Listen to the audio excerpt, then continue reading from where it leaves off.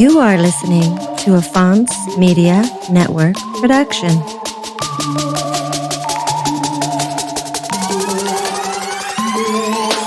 On today's episode, I welcome world-renowned fashion designer Jeff Garner. Jeff is not just a fashion designer, he's also a renowned author, visual artist, and documentarian. We dive into his latest effort, Let Them Be Naked, a documentary in which Jeff dove into the deep end of the fashion industry to expose the willing use of harmful chemicals and synthetic fabrics that negatively impact our health. I know you'll enjoy this conversation, and please go watch Jeff's soon-to-be-released documentary, Let Them Be Naked. To begin with, I want to thank you for your time, man, that you agreed to do this. I found what you were doing very interesting. And what triggered that is one day, my wife and I actually saw a documentary on pollution. And they focused in on clothing being like the second leading cause of pollution. And then they took you over to Indonesia.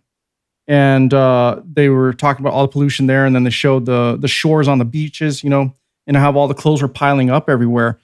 And Yep. we're just tripping out on that. And when I came across your profile and what you do in your documentary, I was like, okay, I got to talk to Jeff because you went out there and you really dug into it. So I found what you're doing intriguing and important. And thanks for the link, by the way. I did get to see that, and it was very well done, by the way. So congratulations to you on that. You did a good job on it.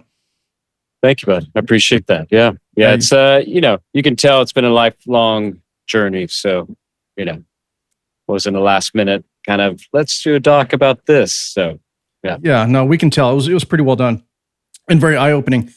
And with that being said, so just watching the doc, which not everybody has seen yet because it's still going through the festivals and whatnot, but so I don't want to give too much away in there.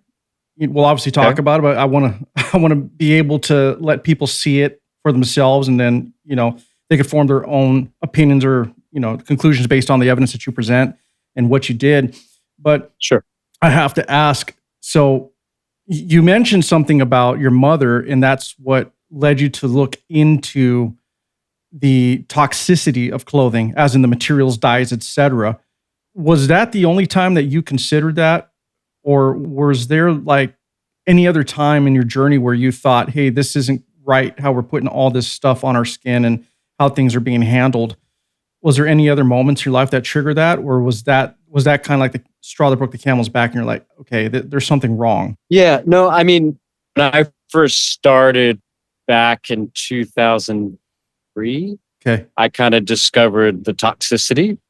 When my mom passed, that's what led me down the path of like, I have to do a documentary because that's the only catalyst or platform to get it out there, and it lives beyond us, right? So I could sit here and I've done over 100 catwalk shows all around the world with U.S. embassies, with speaking engagements, TED Talks.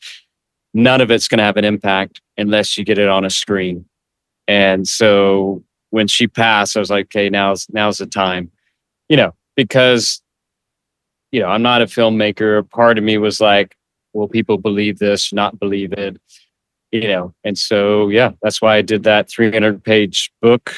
And then along with the doc, because I wanted to make sure that nobody could come alongside and say, oh, it's conspiracy theory, or, oh, your science isn't good, which TED Talks tried to do. And I burned that scientist out of his job, basically, because, the data is there, the science is there. It's all been, peer reviewed, and we did our own studies as well. So it's one of these kind of interesting subject matters that hasn't got the attention, and it's been studied because, as we say in the documentary, that it depends who's funding the studies, what kind of information and answers they want to get out of it, and whether they want to disclose it or not. It's up to them.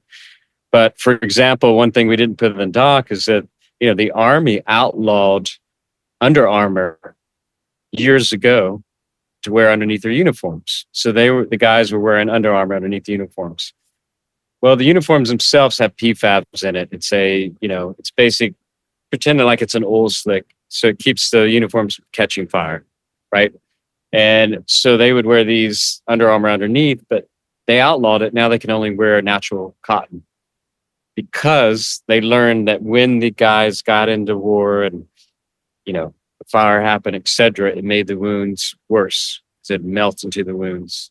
That's interesting. And then you also found a study that it actually affected performance as well. Is that true?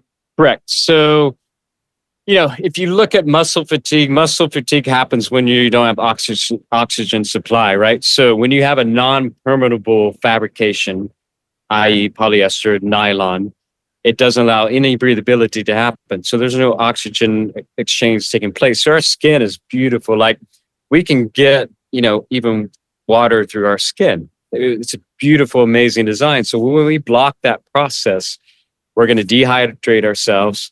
And obviously we're going to cut off our oxygen supply. So therefore it's going to cause a fatigue. And so there's a study that's already been done before we got into this that basically confirmed you have a 25%, fatigue, compared to wearing a natural fiber that allows breathability, et cetera. So Darren and I, we did it in the film just to test it ourselves.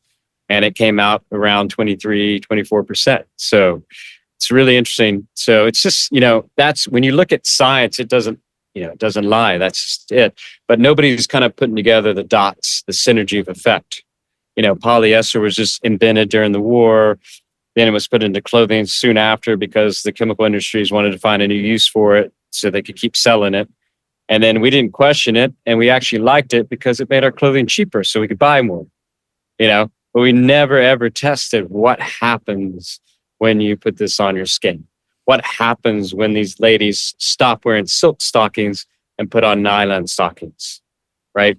But then that's why we also included in the doc. You remember, we went back to this, professor who spent 10 years of her life studying, what happened back in the day with these victims of fashion that were wearing an arsenic dress, dyed green. I remember that. Yeah. Yeah. So that sticks out. So we're still using those same chemicals. It's ironic. So, but back then you could really see it because London, Paris, et cetera, all these fashion hubs actually made the garments there in their backyard.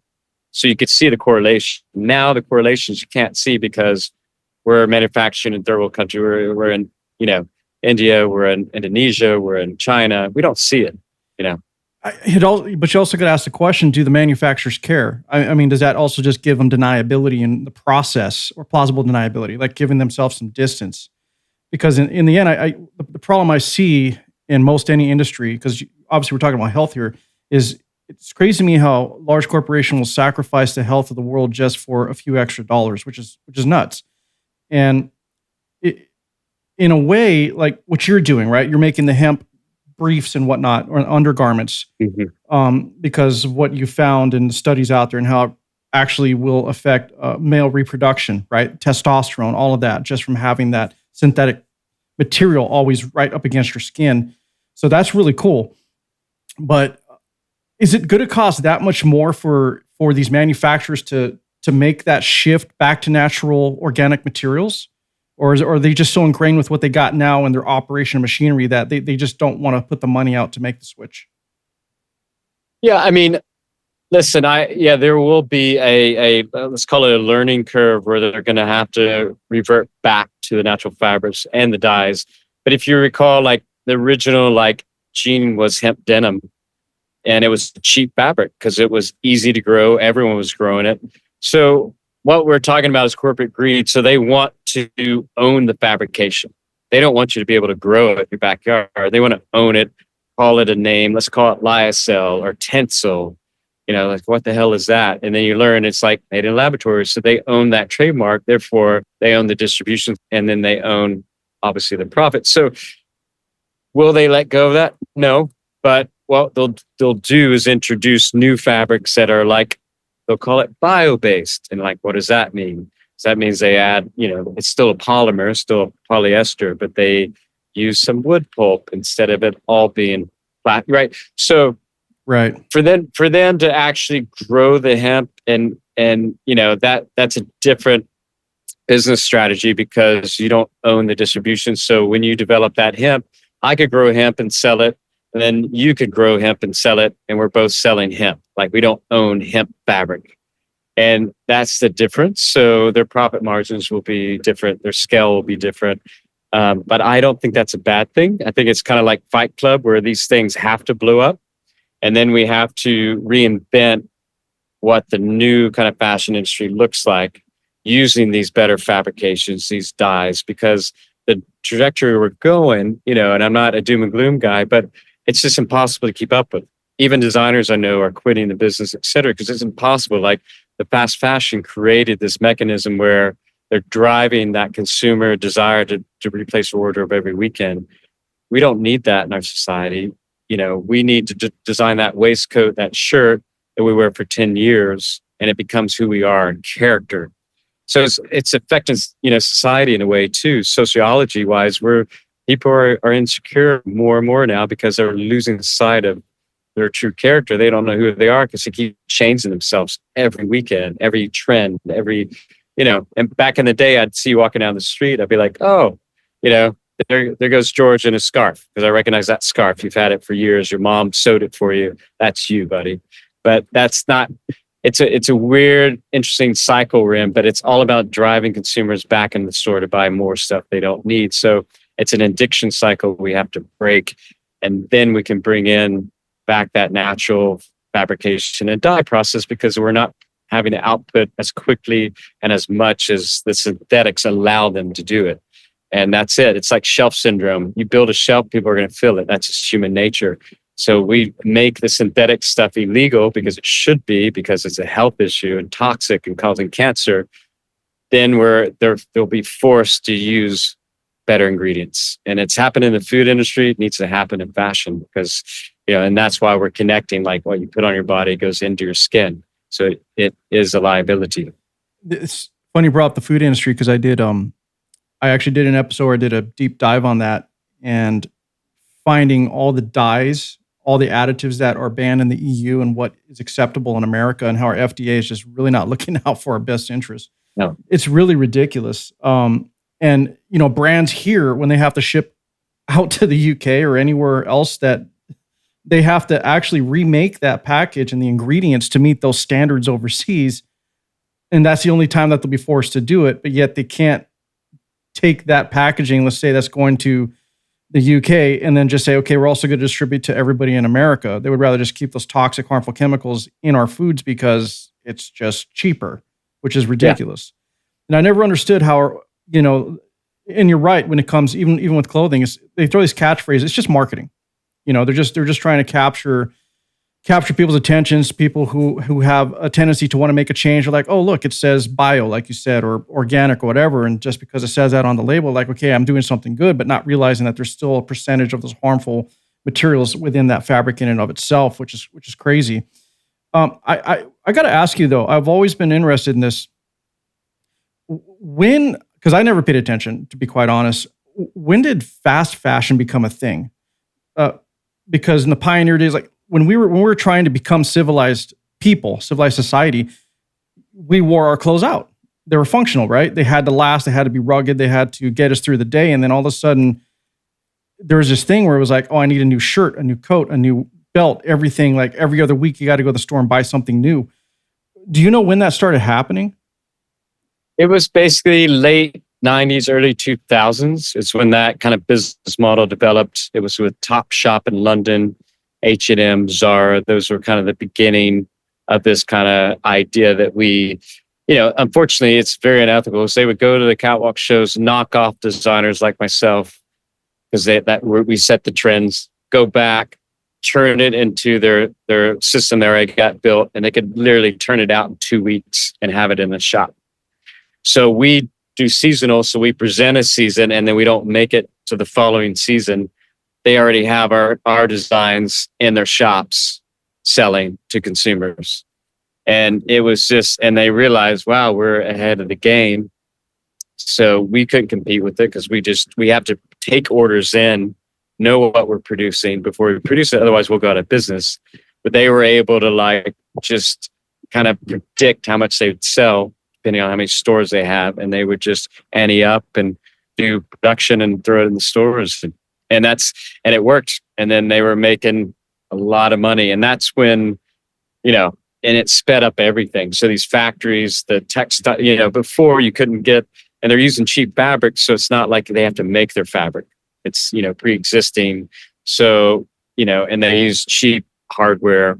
So they're not making their hardware like their zippers. We make our zippers, our snaps, and all that stuff. So yeah, it was just a different model that had not been introduced because everyone, the buyers changed to where they just wanted cheap versus quality. And, they started teaching in design school, design obsolescence, which is basically how do you make a garment that falls apart after 3 washes? And so what it would do, it drive the consumer back in. It was a business idea that they would drive people back in to buy a new shirt. And they even did a recycling program in the same manner, but they wouldn't recycle the garments. But they were like, oh, if you drop off the shirt, they did statistics when a person walks through the store to drop that shirt off, they'll buy something new. So it was all like social behavior stuff that they realized the psychology of it. And, some smart business guy with no ethics decided that's a new way and made bank, and nobody looked back. And then everybody copied that model. And then now we're dealing with the huge amount of like you saw on the beach. That's what we're dealing with now because of that new cycle. And the college kids loved it because they could buy a new outfit for their date that weekend. And so, nobody really blew the whistle until we saw it piling up, Yeah, it's crazy because it is societal. We need to get away from, I got to have the latest, greatest, the trend, right? And what happened, it seemed in the fashion industry, the same thing that's been happening in the tech industry for years too. Like, do we need a new iPhone every year? No. Technologically, that thing's more powerful than computers I used to build in the 90s. To be quite honest, I don't need to upgrade, but everybody thinks, oh, the newest, I got to have it. But no, you don't. So yeah, it is. We need to definitely retrain our culture and society. But it's not just here. It's a worldwide thing, which is sad. What I found interesting too is I was unaware with like polyesters and whatnot is that most of everything we wear is literally plastic. And it's crazy how the petroleum industry is ingrained and embedded in everything from our Tupperware to like our utensils, you name it. Everything has a bit of oil or petroleum in it. And I don't know how to ask this question. Basically, why are they? I'm trying to understand how it's so cheap to use those fabrics, synthetic fabrics versus organic fabrics. I really am, because I equate that to like gardening, for example. There's no reason organic vegetables should cost more in the store outside of the red tape. And that's another thing that I dove into one day. I was just really interested into why is my organic apple or tomato costing more than the one from, the big farm, for example, the big farm brands. Because when we grow our garden, ours is all organic. It doesn't cost us anything, no sprays, nothing, pesticides. But due to government regulations, they force these organic farmers to pay more. And I'm sure you know all about this. And is that something that's similar to, is there any regulation like that in the clothing industry too? Like if they want to claim, hey, this is all organic fabrics, is there a certain number of hoops you got to jump through to prove that? Is there red tape like that also in the fashion industry? I mean, there's certification programs they want you to buy into to certify your fabric. You don't have to do that. Okay. It simply is coming straight from the textiler. It's just costing them more to grow it and spin it and do all the processing. In that world, it's a processing thing because you're not dealing with food. You're dealing with, this is a liquid that they solidify through a machine and make polyester, right? And once you mix those machines, then your ingredient's so cheap, you just plug that. So with cotton, hemp, and silk, obviously there's a harvesting time, there's a growing time, there's a picking time, there's a retting process, there's a spinning process. So there's a lot of labor intensity that goes into that.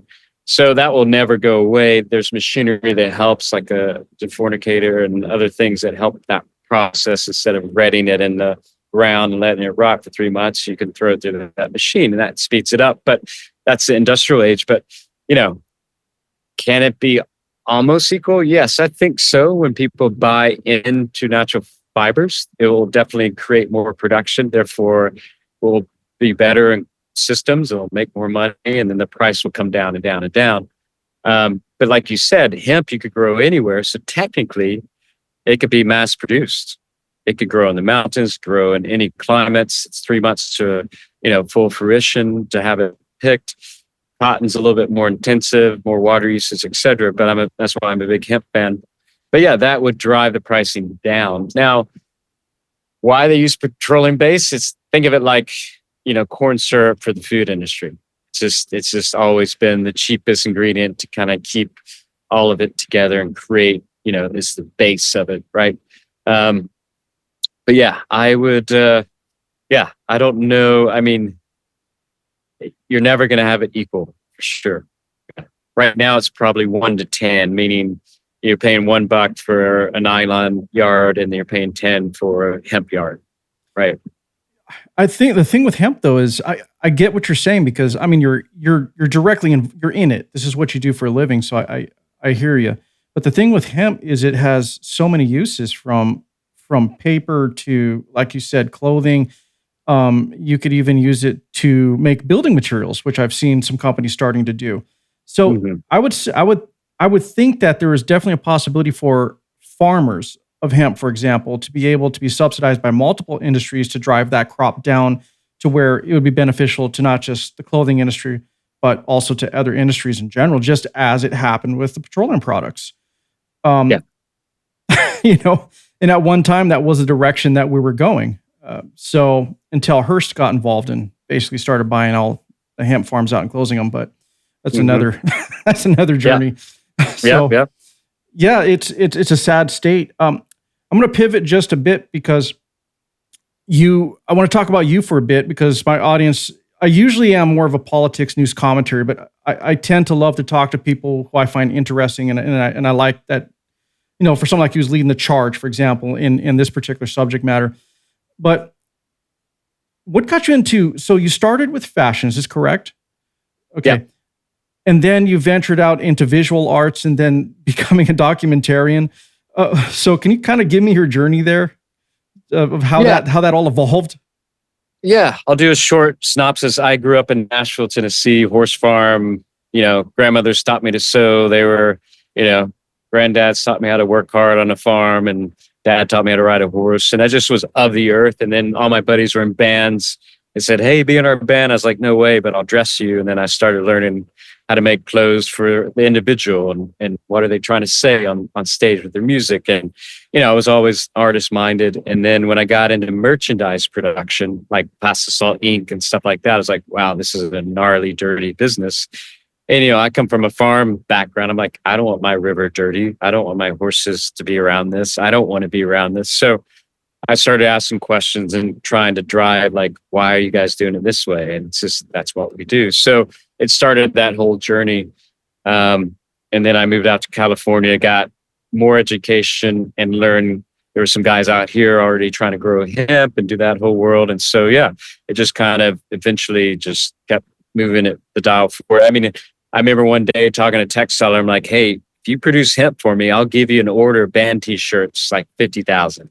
And I would kind of use what I had production wise to help develop new fabrics. Because back then there was nobody doing hemp, not in the US at least. And so because it was too expensive and they thought nobody cared.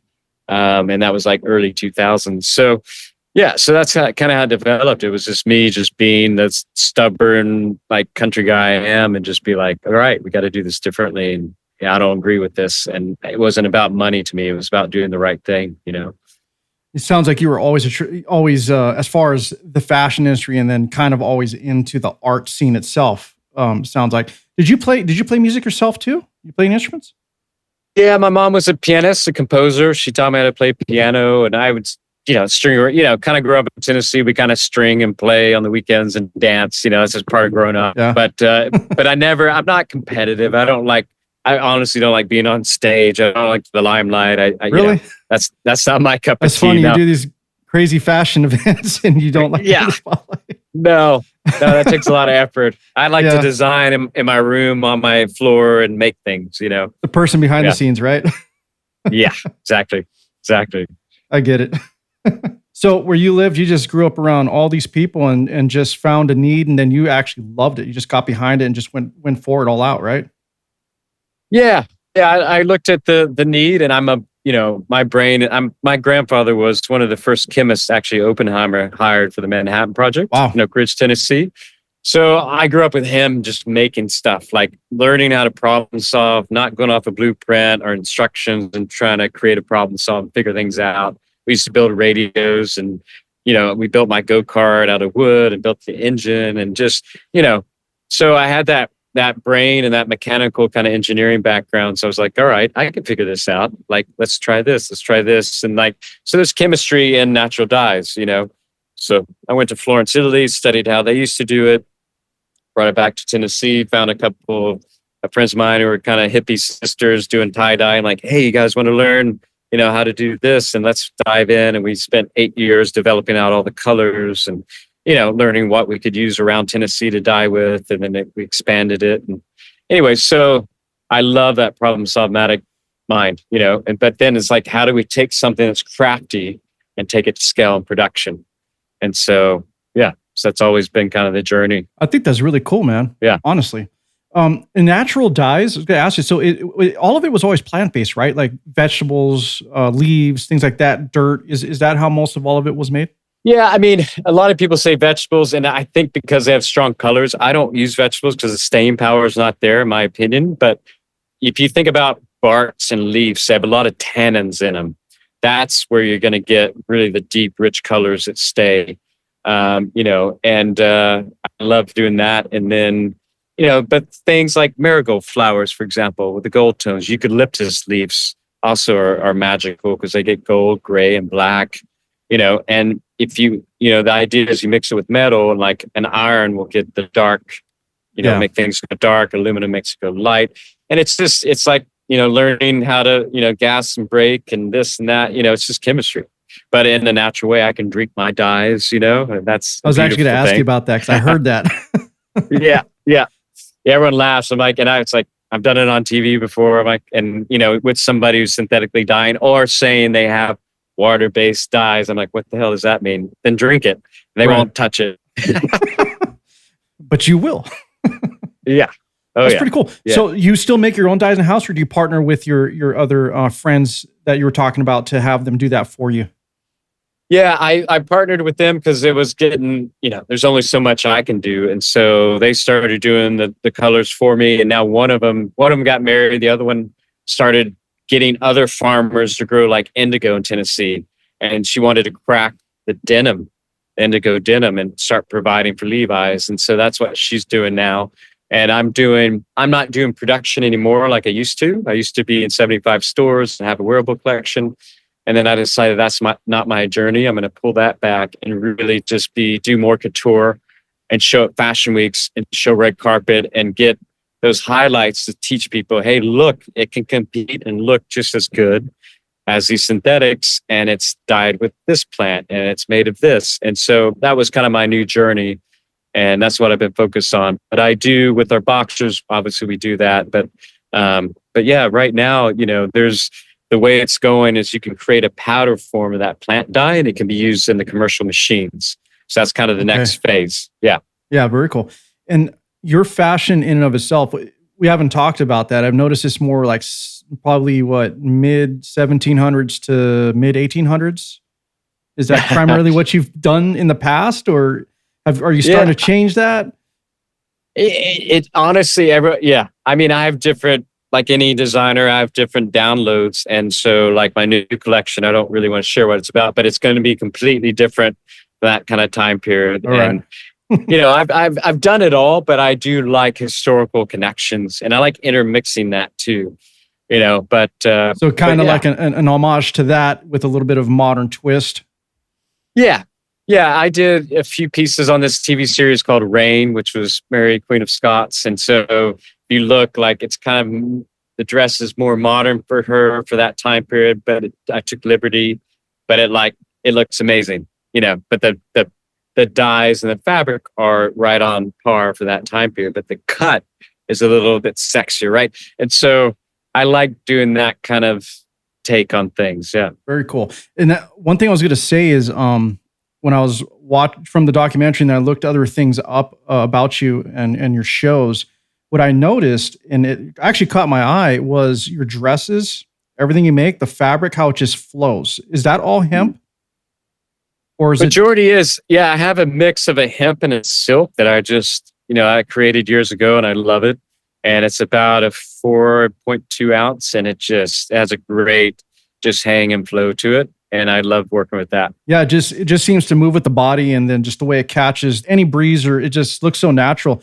I really caught my eye because when I was watching, it's like, wow, that, I don't know what you're using, but the way you did it, it was really, I'll just say the word, it was beautiful. It was awesome. I love the way that it flowed. So it was really cool. And your idea of how you fit women actually accentuates the body, I think, correctly. So yeah. Thank you. Just hats off to you, by the way. It caught my attention. I thought that was really, really cool stuff you're doing. What is thank you. Do you still get nervous about that stuff though? Like, what's the process when you're leading up to doing a show? I mean, is it all stress? You know what? Is it nerves? Like, what goes on? That's a great question. I'm pretty, how you see me now, I'm pretty laid back. I'm a surfer. I meditate every day, and people are surprised backstage, honestly, that because most designers are yelling, they're cussing, they're, pulling models around. I'm like, I've been doing it so long, but I've never kind of been that way. I see it as that's why I usually have a horse out front. I love the grounding of it. And most of the models love working with us, even though we're not like a major designer, because they've heard how we kind of do things. And obviously the romanticness of it, I love. But yeah, I don't know. I mean, my nervousness came in with this documentary. Sitting in a theater, having people watch it, me hearing them like that, I'm like, no, thank you. Like, that was not, because different, right? It's different. And, it's a new medium for me. And you always get this with anything you start doing. And everyone's like, oh, well, this is Jeff's first film. Da, da, da. And I'm like, and when I first started it, everyone's like, good luck, Jeff, and pat me on the back. I'm like, all right, cool. And then when I went out, raised some money in a week, started the whole production, filmed in 3 months, did the editing in 3 months, and then had it popped out to film festivals. Everyone's like, can I be a part? Or like, I'm like, where were you when I needed you? Like, that always happens. It always happens. So, but it's interesting. The film world is interesting because it's not supportive. Not to say fashion is either, but it's super competitive. Everyone's kind of like, even if you do something for the good, I'm like, I'm not a filmmaker. I'm not trying to be a filmmaker. I have no ego in this. I just want to bring something to the, awareness factor and help people. And you think you would get more people around you to help. It's like, oh, I know so-and-so, I know so-and-so. But no, everyone wanted to find out how much money you're paying. They wanted, like, it was really interesting in that sense. As a creative artist, I'm like, no wonder, the industry is kind of where it's at, because in order to do something, it's very jaded. And I felt that energy, which is sad, because I think so many more stories could be told in a beautiful way, but they just either get beat down or I don't know. But I'm a pretty tough bird, and it took a lot out of me to get this film done, and done in a way that was, I didn't take any money from any sponsorships. I didn't, I wanted to keep it pure. I wanted to showcase what was really going on, and it's interesting. So, but that was the hardest part. I'd say fashion weeks are like, I could do one in my sleep because I love it so much. And I, I'm a confident artist. I know what I'm doing. Art is obviously subjective. So I know what I'm doing. I know my vision, and I know how to deliver that. And if somebody likes it, loves it, doesn't matter to me. I just want to give an experience. And so I kind of learned this art of unattachment to your art. And I think when people start listening to how people respond, or how the press responds, I think that gets in your head. And that's when you start. You got to ignore the noise, Jeff. You do. Yeah. You got to just let it go, man. Yeah, exactly. So as far as dipping your toe in the water, so to speak, with the film industry, like, you're not trying to make a movie, you're trying to educate, is what I saw, but doing it in a visually attractive way, to where it just keeps your attention, the pace that you have. So the documentary, in my mind, or when I saw it, is successful in that regard. Thank you. And I liked how it was objective in presenting the information, and a good call on not having any sponsors, because then people can't say, well, you're only saying this because you got paid by this company. So that was a good move. Did you feel there were any? Do you feel anybody was going out of their way to put roadblocks in front of you when you were making this, or was it just people's greed kind of going, "Hey, I want a piece of that. Where what can I get out of it?" Yeah, I mean, we had one of our toxicologists that was in the Victoria's Secret's lawsuit case that I've tracked down and wanted to interview her, and she got paid off not to talk to us. Really? Hmm. Can you explain the Victoria's Secret piece, because it kind of got brought up in your documentary, but can you expand on that a little bit? Yeah, absolutely, and it's expanded in the book, but I didn't want to make the doc about pointing fingers or saying bad guy, good guy. But simply 600 women roughly did a lawsuit against Victoria's Secrets for basically issues caused by their bras. So they were breaking out in rashes and everything. And a lot of the women felt it was causing breast cancer. So the only problem with that, when you do a class action lawsuit, which they didn't know, so that we interviewed the original woman who filed, but her lawyer talked her into doing a class action so other people could join. And usually that means more money for the lawyer. That's why they do it. But unknown to her, because she's just trying to make right something wrong, is that they threw it out of court because simply they can say, well, she has a different reaction than her, so it doesn't apply to her. Right. And it's very easy. It's a game, right? Very easy game for them to win. And she didn't have the energy or the money to do another lawsuit just with her against them. And so that's how it got, quote, settled. But you don't hear about that online. And we didn't know what happened at the end of that until we interviewed her and she shared the real story. And what's also interesting is that they did let's call it a leak, but this one reporter, before talking to the interviewee who we had on the doc, it released saying that formaldehyde cause breast cancer from the Victoria's Secret bra. It's like an article that released. So they were talking about, her lawsuit being about formaldehyde in the bra.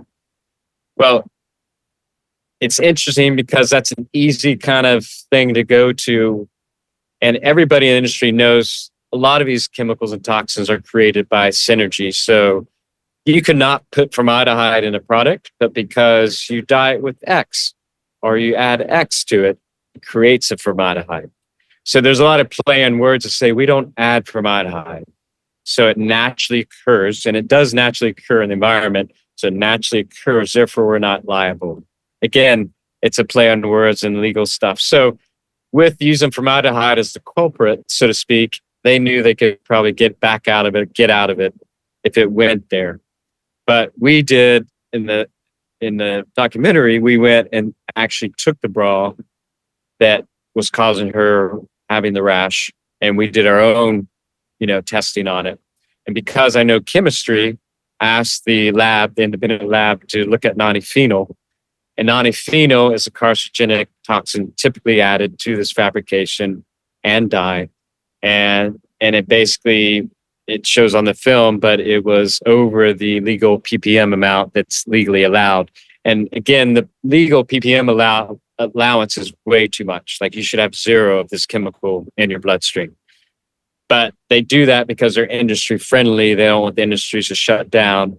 So they give them an allowance. But this was like 8 times the allowance. So anyways, it shows that was the culprit. Formaldehyde wasn't. So it's just this game of like, do we really know what's in our clothing, right? And if we did, how do we go about protecting ourselves? Because they're not going to do the studies. They're not going to list ingredients. And that's kind of the issue, is that it is a public health issue because we have no idea what's in it. We don't know the synergy of effect of all these chemicals and what it's doing to our body. And and nobody cares because it would take money and a whole different, setup to do it properly. And so until we push this, it's not going to happen. And so that's the reality we're up against. But these women did have these reactions. I mean, it was all over the internet. She posted it. I mean, once a news article came out, everyone came out of the woodworks and said, wow, I'm not the only one. And that's when my mom passed with breast cancer. I was like, these guys are bastards. They need to be, this needs to change because they know what's in it. Everyone who designs a product knows what's in it. Well, what you said kind of begs the question, because I can't imagine such a big company with these chemists involved. Okay, play on words. They can say, okay, these two compounds, whatever, when they come together, then the byproducts formaldehyde. They know this already beforehand. They have to. Or are they intentionally using formaldehyde in the product? Regardless of how you word it, they can't really deny that they don't know what happens when these two products or whatever meet. Yeah, no. And the problem is, so if you go back to Europe versus US, like you asked why they have different regulations than us. So there's a common, basically, if you can, it's causality, right? So if we can say, hey, there's formaldehyde in this bra and it potentially can cause cancer. Well, in Europe, that's enough to say, okay, well, it comes off the market. We got to do studies on it before we let it back on the market, because it could cause harm or cancer to people wearing it. In the US, you have to prove that it causes cancer before they take it off the market. So that's the main issue. That's why we have less, quote, regulation, and anybody knows, any chemist knows, you could get it maybe 95, 97, but there's so many variables. You're not going to be able to prove to the, the 10th that it 100% causes breast cancer, because everywhere she may have a different perfume, different skin set, different age, different diet, different whatever. It's bioaccumulation levels, right? So that 1 ppm could put her bioaccumulation level over, and then she gets breast cancer. So it's so many variables. But what I do know is that there are carcinogens in these bras that are made of nylon polyester, 100%. So they do go into the skin, and the body, when it receives it, it's like it's an alien to the body. It doesn't know what it is, so it grabs it, treats it like an estrogen, grabs it, stores it in the fatty tissues because it doesn't want to go into the bloodstream. So it's protecting the body. So then you have like a greenhouse-like event happening in the breast because they're fatty tissues. You have bras over top of them that are putting the chemicals in it and not allowing permeability. So you're sweating. There's no air passing. There's restrictions on the bra straps that's causing the lymphatic system that's designed to move out the toxins to not work, because those are like hoses that you put any pressure on it, it doesn't work. And there's no pump, right? There's no heart pushing it through that hose. So your body, the way it moves it is by kind of like that watch. You don't have to wind up, but it winds up through motion. So that's why the breasts need to move and shake and push it out. That's how it's designed. So you're not supposed to be compressed and restricted for exactly 16, 20 hours. Exactly. And so that's it. So, but you can't put your finger on it and say, but there have been studies done that show, they took one of the guys we interviewed. That's why I interviewed him, because he did a study in Fiji with women who never worn bras, and he put them in bras and got what I would consider, the most pure type of study, because they never had touched a bra before. Same diet. They'd never left this village, so it's the closest you can get to a case study. And it proved what we all thought was going to be the outcome, which the more you wear the bra, more cancer, right? So that's the issue. And that's all we're trying to bring to awareness, is that something you should look at. It's like not studying the cigarette when you're talking about lung cancer. And the wild thing is, when I got into this, and I've been researching a long time, you couldn't find one study that was paid for to study the bra. That's interesting, actually, especially with the uptick in breast cancer throughout the years. Yeah. So you think they never bothered to look, right? What's always on your skin? What's always on that area? And that shocked me. I was like, wait, all these foundations that raise money for breast cancer, they haven't studied the bra. Like, there's something, like, it almost presents itself like, oh, there's definitely something going on here. Because if they had a few studies and they came out with things that were, this aligned or this didn't, that would make more sense to me. But the fact that it doesn't exist, I'm like, there's something fishy going on. Yeah. Well, I can imagine, because when you say it in America, you have to prove it, right? You have to prove it through studies that, yes, this actually does cause cancer, versus in the UK, they'll say, hey, there's something here, red flag, where we may have to study this further. But in America, I know you know this, but there's huge lobbyists out there that are paying to make sure that they get their way. And I know the fashion industry has a pretty big lobbyists and organizations to basically just, tug on the shoulder of their favorite politician or whoever regulator to make sure that things go their way. And I'm sure that is what really gets in the way of most of these studies that are getting done. It's no different than what happens in the food industry, drug industry, et cetera. Yeah, it's the same thing. They have an intimate apparel coalition that, kind of keeps tabs on all this and keeps it hush and whatever.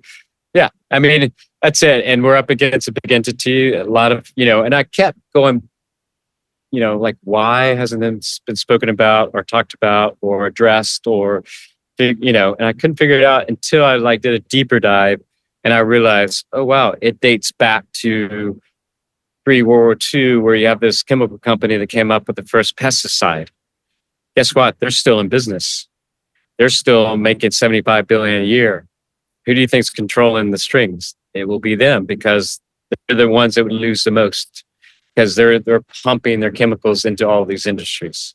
So they're not going to let this, disrupt. That old saying, too big to fail, right? Yeah. And it's interesting to find out that the number one top chemical company was the economy for Nazi Germany.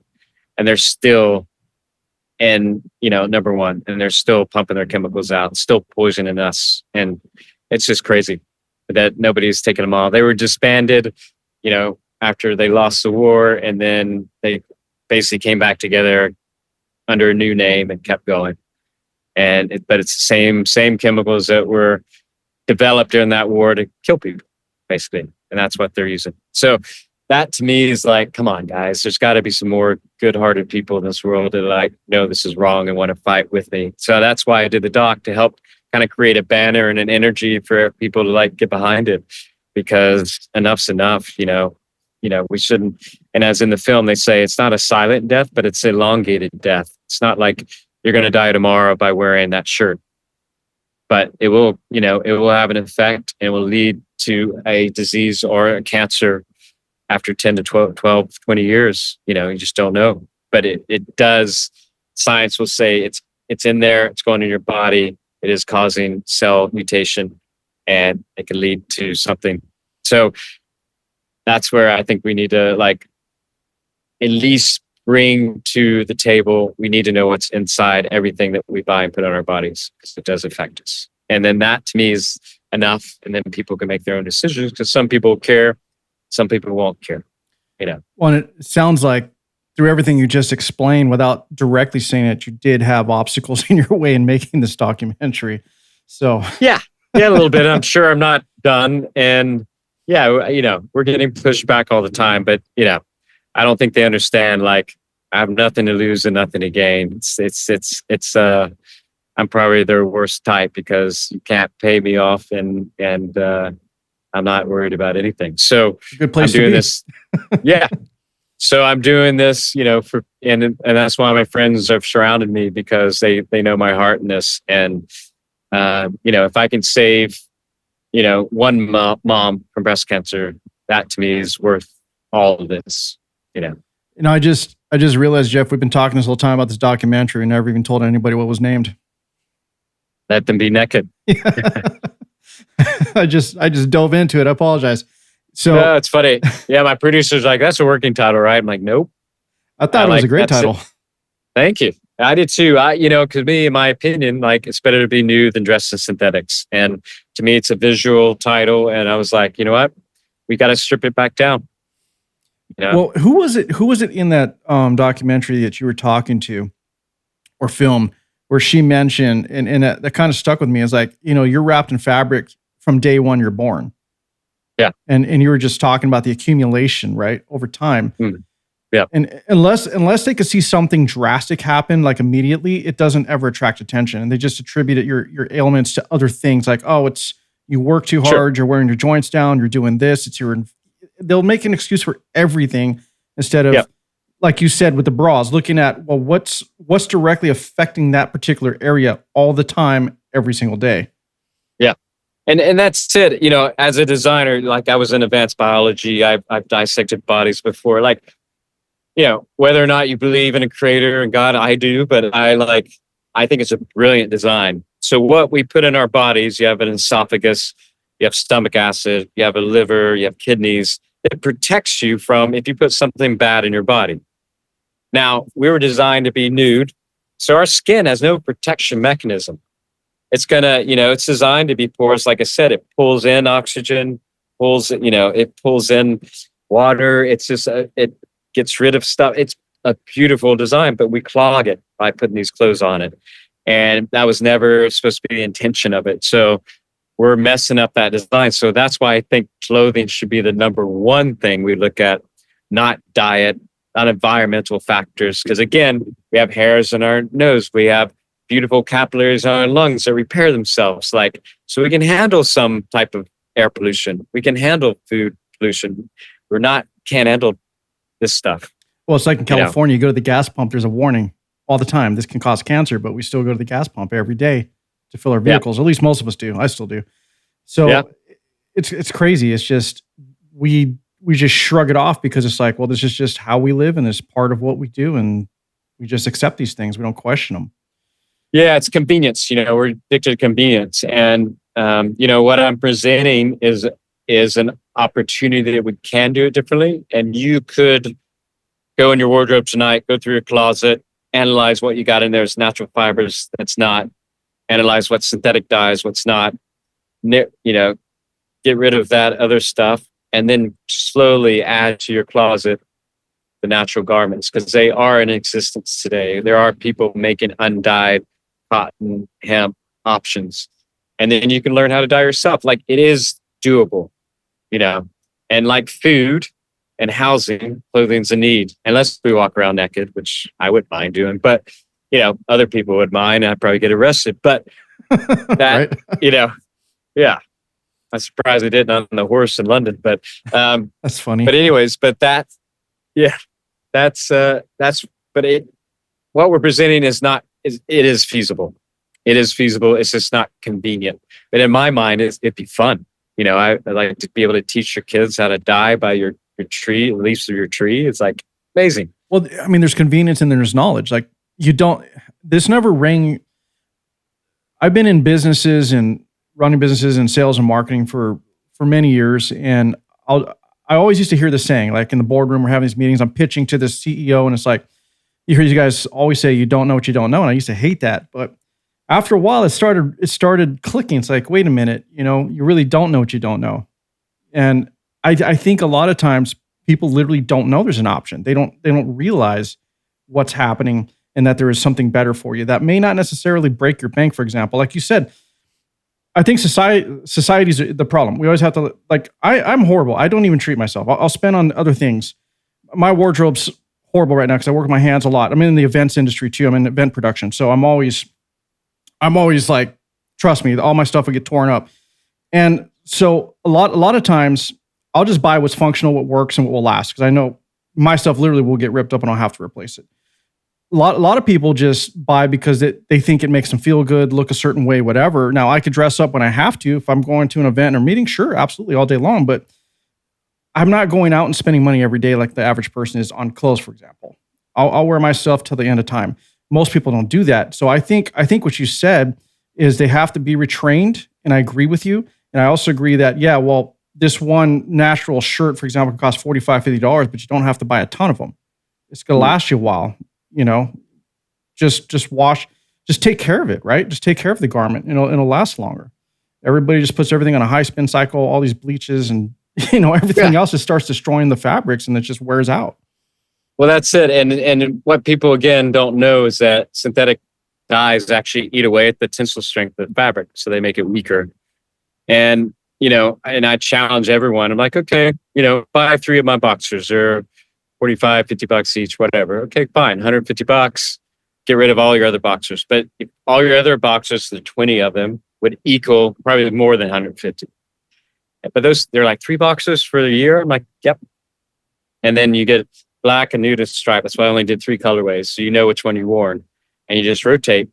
And I would challenge you, and I do this all the time. I just was on a 2-week trip doing the documentary, and only brought the 3. rotated them, didn't wash them once.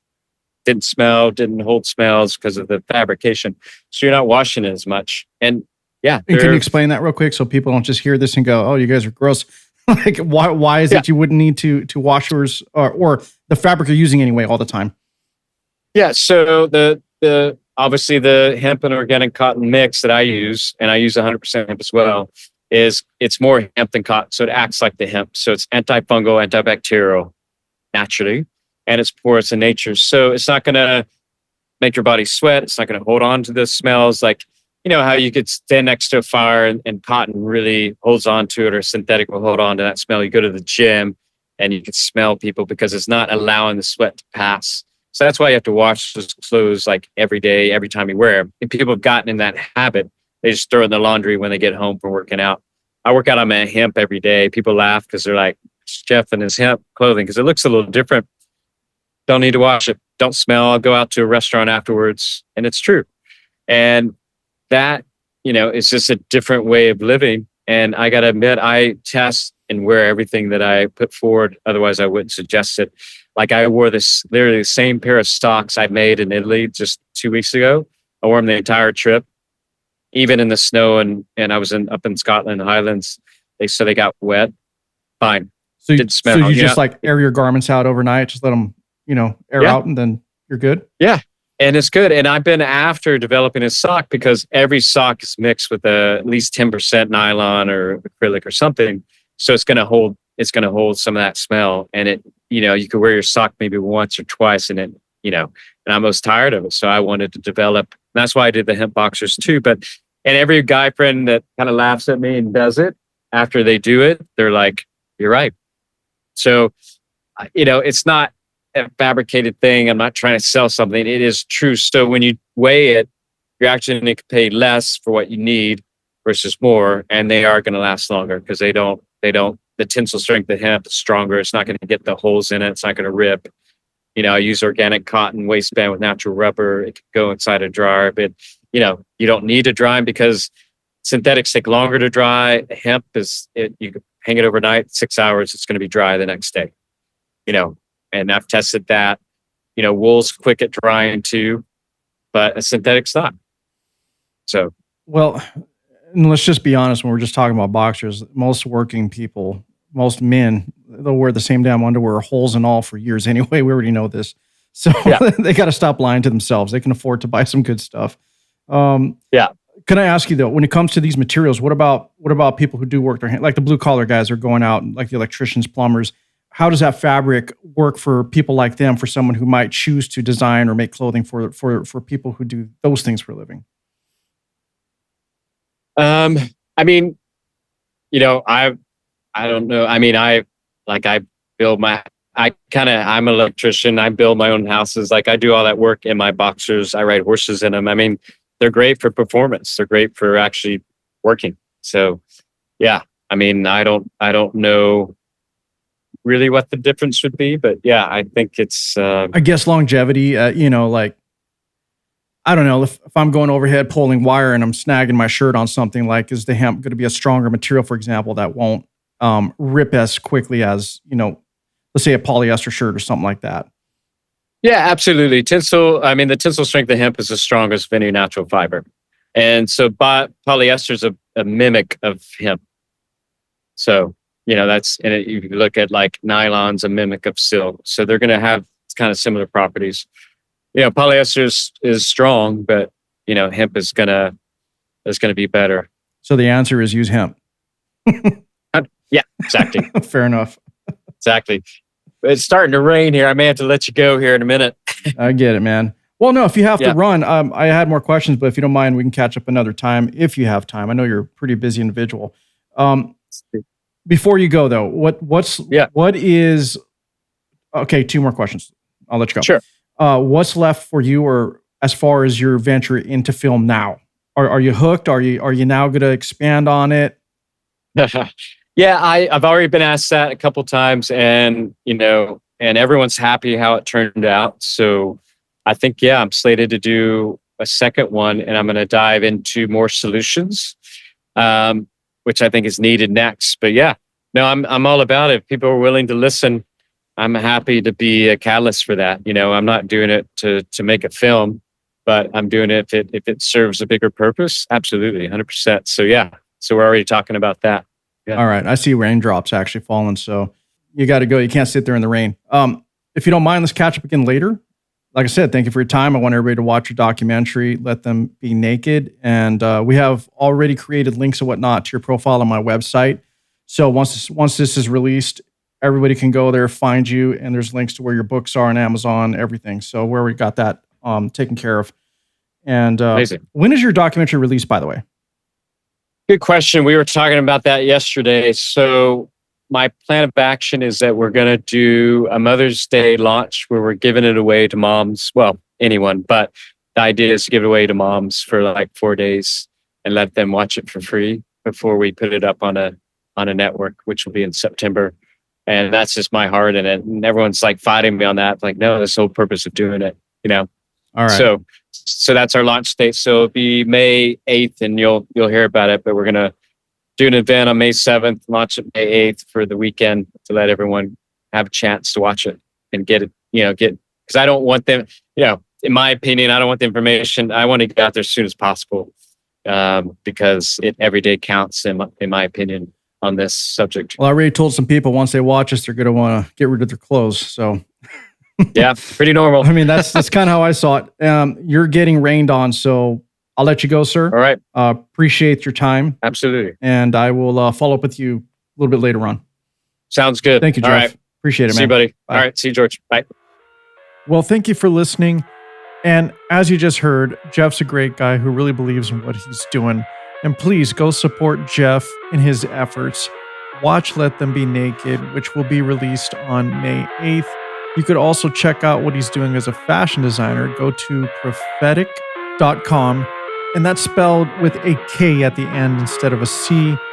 And check out what Jeff is doing. And once again, thank you for listening, supporting the show. Please like, subscribe, click your notification buttons. And by all means, visit us at worldablaze.podcast.com.